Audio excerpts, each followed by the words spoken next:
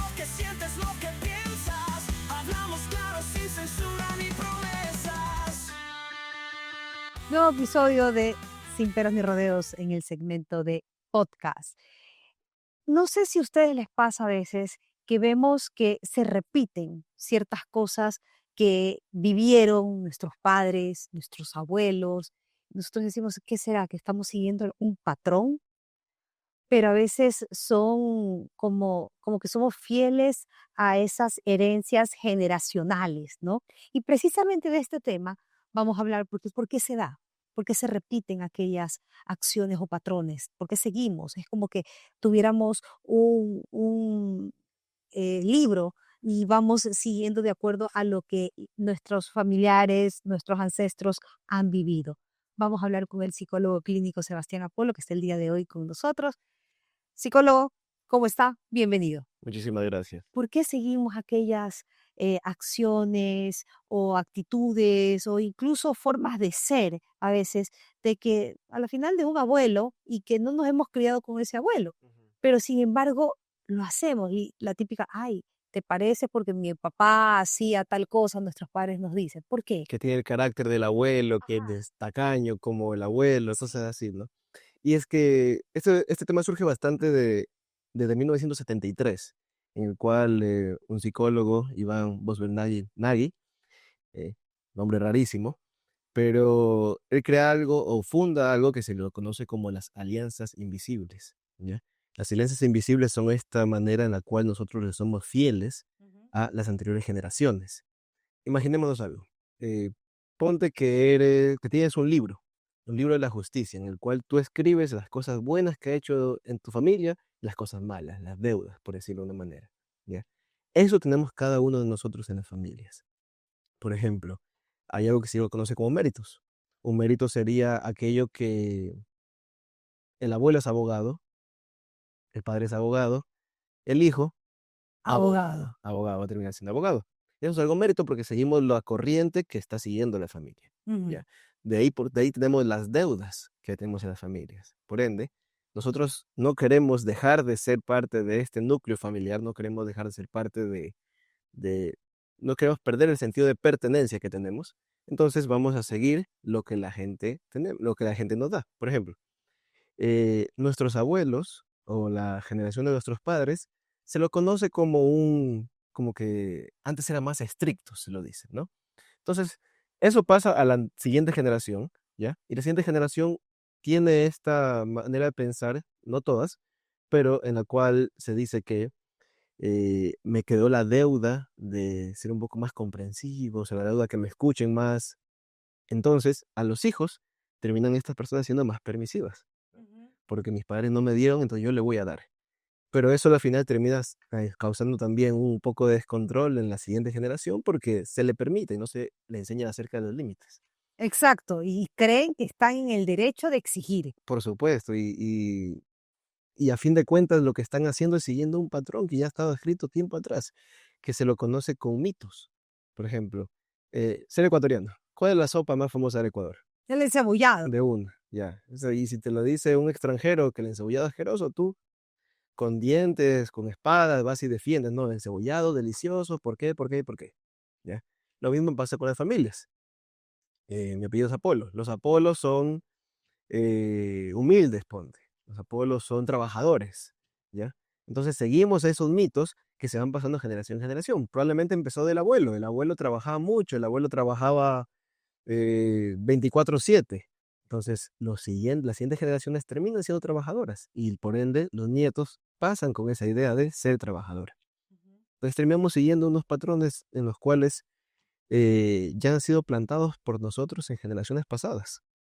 ¿Por qué nos vemos como atrapados o arraigados a aquellas cosas? Bueno, hay una, Porque así como hay cosas positivas, hay cosas negativas. por supuesto, y hay una diferencia entre el yo siento que debo hacer tal cosa, ¿ya? Porque a veces nos repetimos en las mismas acciones y nos preguntamos ¿por qué? ¿Por qué? ¿Por qué? Cuando nos ponemos a pensar es que lo que estamos respondiendo es la pregunta, siento que debería hacer y no un quiero hacer. Yo siento que debería estudiar leyes. ¿Por qué? Porque mi familia es así.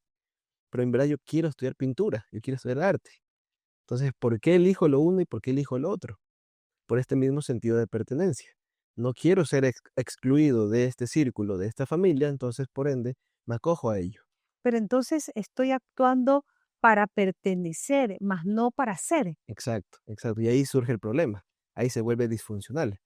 Y es que estos méritos no siempre son positivos, los méritos de cada familia. Por ejemplo, una familia en la que un hijo es adicto, ¿ya?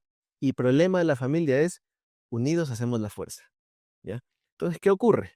Este hijo es adicto y los familiares terminan, por decirlo así, alcahueteándolo, o terminan dando la cara por esa persona, y la persona adicta termina no recibiendo ninguna repercusión, sino el resto de los familiares lo hace, ¿ya?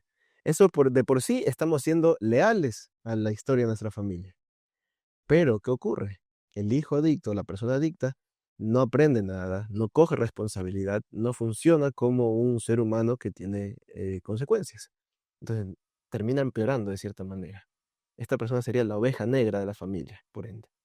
Estamos conversando con el psicólogo clínico Sebastián Apolo sobre estas costumbres o estos patrones que van pasando de generación en generación en las familias. No siempre son positivos, pero tratamos de encajar o de pertenecer y a veces dejamos a un lado el ser. Hacemos una pausa y ya volvemos con más aquí en Sin Peros ni Rodeos.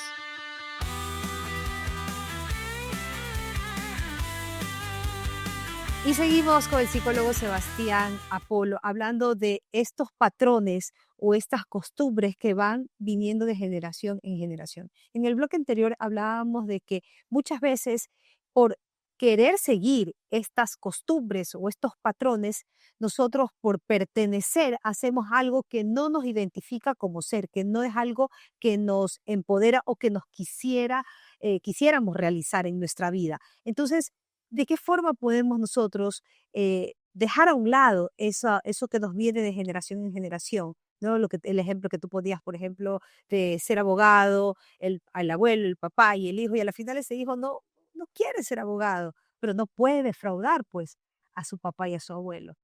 Exacto. Y cuando surge estas deudas a la familia, surge la culpa. Y ahí es donde ocurre el siendo que debería hacerlo, pero, y lo voy a hacer para no sentirme culpable. Entonces, lo que se debe hacer es, esta deuda que tenemos, va a ser imposible pagarla a las generaciones pasadas, porque incluso la deuda es una deuda de la vida. Estas generaciones me dieron la vida, entonces yo siento que tengo que pagarle la vida. Pero esta deuda se termina pagando correctamente a la siguiente generación, ¿ya? Entonces, no se paga el que me dieron la vida a mis padres. Se los trata con cariño, sí, se los trata con amabilidad, pero no se paternaliza a los padres, sino que esa deuda de vida se la paga a las generaciones siguientes. Entonces, cuando nosotros logramos entender que, que la deuda que tenemos, ¿ya? No nos ata, ¿ya? No es algo definitivo, de esa manera logramos hacer que nos liberemos de aquella deuda, ¿ya? Es como romper unas cadenas. Terminamos librándonos y terminamos escogiendo ya a la final, no porque siento que debo, sino porque quiero. Y ese es el final de todo. Ese es el final de una terapia, por ejemplo.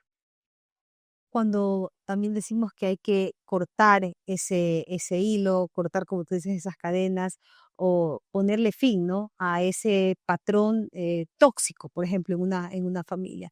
No, ¿saben qué? Yo la verdad es que me crié en un matrimonio tóxico, yo hasta aquí se rompe, porque esto ha venido de generación. Entonces aquí se rompe porque por lo general dicen, no, es que el hijo busca una mujer parecida a su mamá.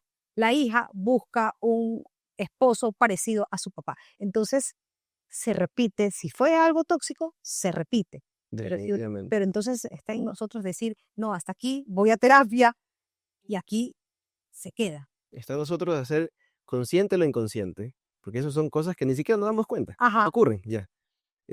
Hacemos consciente eso inconsciente de nosotros y de esa manera podemos aprender a manejarlo, ¿ya? Porque de por sí siempre va a estar, pero si aprendemos a manejar nuestros impulsos, nuestros miedos, logramos aprender a manejar nuestras propias vidas.